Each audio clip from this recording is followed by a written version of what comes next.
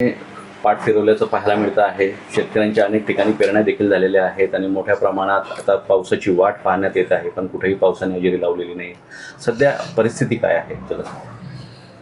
पावसाची परिस्थिती अगदी भयावह आहे, पण आता बरेच जे वैज्ञानिक आहे किंवा हवामान तज्ज्ञ आहे त्यांचं म्हणणं आहे की 22 तारखेला पुन्हा मान्सून सक्रिय होऊ शकतो आणि पाणी येऊ शकतं, पण तरीसुद्धा त्याच्यावर अवलंबून न राहता आपल्याकडे जे पाण्याचा साठा आहे त्याचं आपण नियोजन केलेलं आहे, जेणेकरून सप्टेंबरपर्यंत तरी आपला साठा हा कशा पद्धतीने टिकून राहील।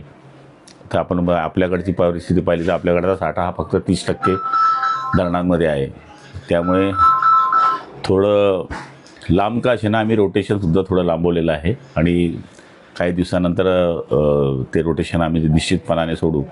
पण शेवटी शेतकऱ्यांनी धूळ पेरणी जी सुरू केलेली आहे तीसुद्धा थांबवणं गरजेचं आहे, कारण की जिथे पाणी आहे विहिरीला ते ठीक आहे त्यांनी लावलेलं आहे, पण जिथे पाणीच नाही त्यांनीसुद्धा काही ठिकाणी पेरलेलं आहे। तर मला तरी असं वाटतं अशी घाई करू नये, कारण की नंतर मग बियाण्याला उपलब्धता होणार नाही, कारण की मग त्यावेळेस बियाणे टंचाई होऊ शकते, खताची टंचाई होऊ शकते। याचा सगळा विचार शेतकऱ्यांनी करावा अशी आमची नम्र विनंती आहे। हवामान खात्याचे जे अंदाज आहेत ते बऱ्याच वेळा आता फेल पडताना दिसत आहे।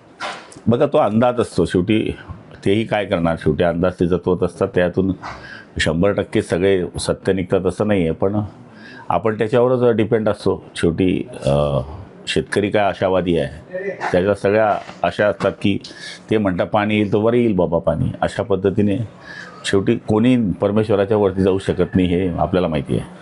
भाऊ, टायगर मिशनचा जर विचार केला तर टायगर मिशन काही ठाकरेंचे 6 नगर जे खासदार आहेत ते शिवसेनेत असल्याची चर्चा आहे। मला त्याच्यातलं काहीच माहीत नाही, कारण की मी रात्रीच मुंबईहून आलो आहे, त्यामुळे कुठलं मिशन चाललं आहे मला माहिती आहे। भाऊ, विधान परिषदेच्या निवडणुकीला अवघे काही तास उरले आहेत, आता विजयाचा दावा कसा आहे? मी वन साईड आहे निवडणूक, 580 मतं आम्हाला मिळतील। त्यात ऑपरेशन टायगरवरती खरं तर प्रतापराव जाधव म्हणाले की हे ऑपरेशन टायगर जर झालं तर हे संजय राऊत यांच्यामुळेच होईल। नाही, मला त्याच्यातलं काहीच माहीत नाही, पण संजय राऊत हा पांढऱ्या पायाचा माणूस आहे। म्हणजे आपण पाहिलं असेल की हा याने ज्या दिवसापासून सूत्र स्वीकारले त्या दिवसापासून अधोगतीच लागलेली आहे, त्यामुळे त्याचा पाय पांढऱ्याच्या ऐवजी काळा कसा होईल याच्याकडे आता लक्ष दिलं पाहिजे। महाराष्ट्रातील ताज्या बातम्यांसाठी बघत रहा टाइम्स टुडे टीव्ही। सोबतच शेअर करा, सबस्क्राईब करा आणि बेल आयकॉन प्रेस करा।